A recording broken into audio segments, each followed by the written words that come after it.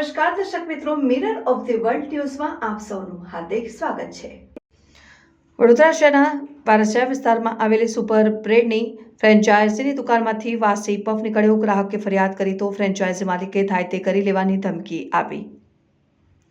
શહેરના વારસિયા વિસ્તારમાં એક ગ્રાહક સુપર બ્રેડની ફ્રેન્ચાઇઝીની દુકાનમાં ગયા હતા અને પફ ખરીદ્યો હતો, જે પફ વાસી સડેલો નીકળતા ગ્રાહકે ફ્રેન્ચાઇઝી માલિકને ફરિયાદ કરતા પોલીસે થાય તે કરી લો તેમ કહી માલિકે થાય તેમ કરી લોની ધમકી આપતા ગ્રાહકે આક્ષેપો કર્યા। પ્રાપ્ત માહિતી અનુસાર શહેરના ફતેપુરા વિસ્તારમાં આવેલા કાનલ ગુપ્તા બપોરે શહેરના વારસિયા વિસ્તારમાં આવેલ ઝૂલેલાલ મંદિર સામે આવેલી સુપર બ્રેડની ફ્રેન્ચાઇઝીની દુકાનમાં ગયા હતા અને ત્યાં તેમણે પફ ખરીદ્યો હતો। આ પફ મોઢામાં મૂકતા તેઓને ઉલટી થઈ ગઈ, કારણ કે પફ વાસી અને અંદરનો મસાલો સડેલો હોવાથી દુર્ગંધ આવતી હતી, જેથી ગ્રાહકે ફ્રેન્ચાઇઝી દુકાનના કર્મીને વાસી પફ અંગે જણાવતા તેણે પોતાના માલિક સાથે વાત કરાવી અને ગ્રાહકે વાસી અને ખરાબ પફ અંગેની ફરિયાદ કરી હતી। ત્યારે ગ્રાહકની ફરિયાદને ગંભીરતાથી સમજવાને બદલે ઉપરથી ગ્રાહકને થાય તે કરી લેવા અને જ્યાં ફરિયાદ કરવી હોય ત્યાં ફરિયાદ કરવાનો ઉદ્ધતાઈપૂર્વક જવાબ આપ્યો।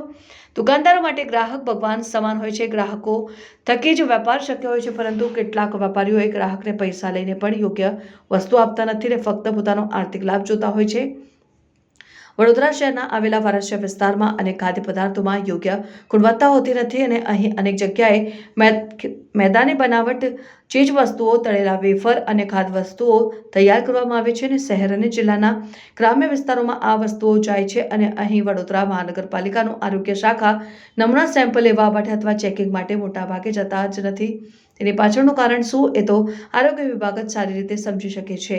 અહીં અનેક બેકરી પ્રોડક્ટ્સ મેદામાંથી તૈયાર થતી ખાદ્ય વસ્તુઓ બને છે, જેની ગુણવત્તા ચેક કરવામાં આવે અને વડોદરા મહાનગરપાલિકાનું આરોગ્ય વિભાગ અહીં તટસ્થતાથી તપાસ કરે તો સત્યતા બહાર આવી શકે તેમ છે, પરંતુ મોટાભાગે વડોદરા મહાનગરપાલિકાનું આરોગ્ય વિભાગ અહીં તપાસ હાથ ધરતું નથી।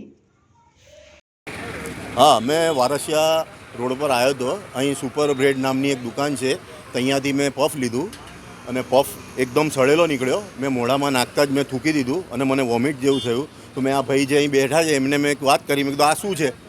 તો મેં એમના ઓનર જોડે ભાઈએ ફોન કર્યો અને એના ભાઈ ઓનરને મેં જરા કીધું મેં શું છે ભાઈ આ? તો મને કહે છે ઊંચા અવાજથી વાત નહીં કરવાની, તમારાથી થાય એ કરી લો।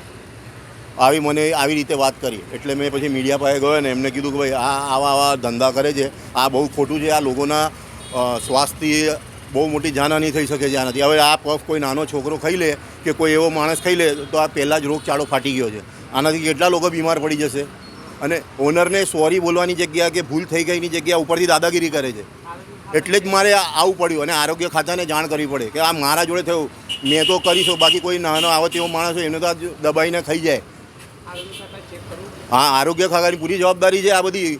તમે વેરો ટેક્સ આનો લો છો?